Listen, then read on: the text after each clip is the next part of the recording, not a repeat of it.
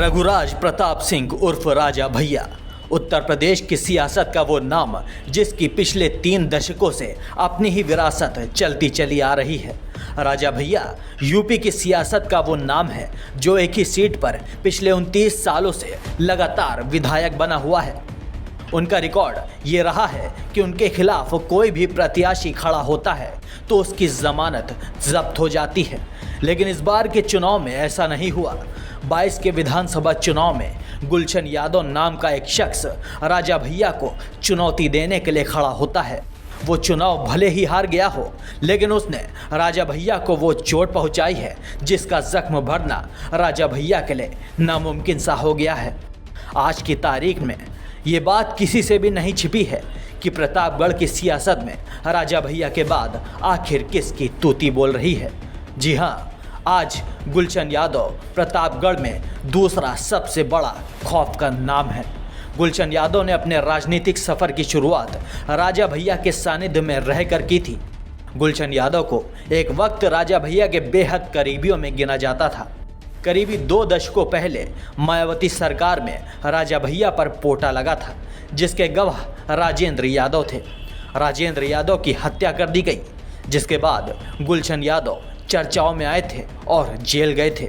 सपा सरकार के दौरान पुलिस डीएसपी जिया उल हक की हत्या के मामले में राजा भैया के साथ गुलशन यादव का भी नाम जुड़ा था। इसके बाद कुंडा में राजा के करीबी पुष्पेंद्र सिंह पर जानलेवा हमले के मामले में गुलशन यादव को गिरफ्तार कर लिया गया। इस मामले में वो 4 साल तक कैद में रहकर आए थे। चर्चाओं के बाद सपा सरकार में जेल से छूटकर बाहर आए गुलशन यादव विधायक राजा भैया के करीबी बन गए। यहीं से गुलशन यादव ने सियासी मैदान में कदम रखा और पहली बार मऊदारा गांव के ग्राम प्रधान बने। प्रधान बनने के बाद गुलशन यादव ने कभी सियासत में पीछे मुड़कर नहीं देखा। 2011 में कुंडा नगर पंचायत का चेयरमैन बनने में वो कामयाब रहे। राजा भैया ने जब सपा से अलग होकर जनसत्ता पार्टी बना ली तो गुलशन यादव ने सपा के साथ रहने का ही फैसला किया। इसके बाद 2017 में गुलशन यादव जेल में रहते हुए कुंडा नगर पंचायत के चेयरमैन पद के चुनाव में अपनी पत्नी सीमा यादव को राजा भैया के प्रत्याशी के खिलाफ खड़ा कर जिताने में कामयाब रहे।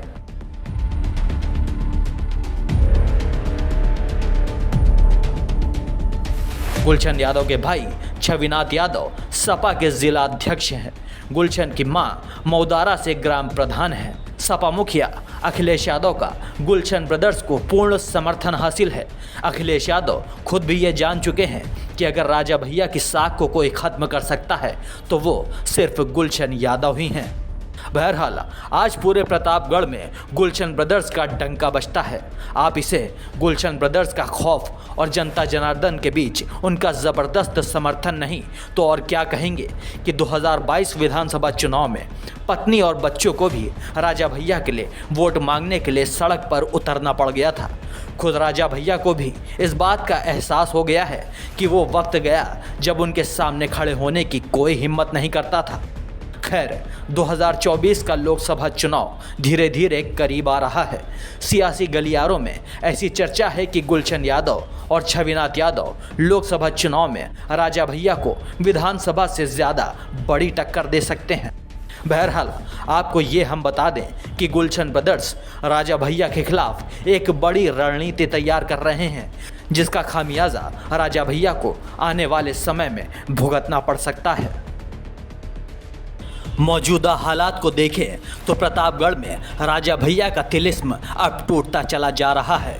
यूपी चुनाव में लगातार 7वीं बार उन्होंने जीत तो दर्ज कर ली, लेकिन इस बार गुलशन यादव ने बहुत हद तक उनके किले में सेंध लगाने का काम किया है। इस तरह वो कुंडा में काफ़ी कमज़ोर दिखाई दे रहे हैं। 1993 के बाद पहली बार ऐसा हुआ है जब राजा भैया के खिलाफ इतने बड़े स्तर पर मतदान हुआ है। इस चुनाव से पहले किसी भी दल के प्रत्याशी कुंडा में वोट पाना तो दूर अपना चुनाव कार्यालय तक नहीं खोल पाते थे।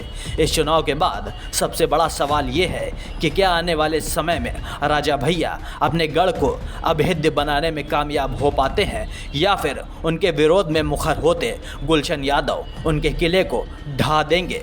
ये देखना बेहद दिलचस्प होगा। Bureau report, the Bharat TV.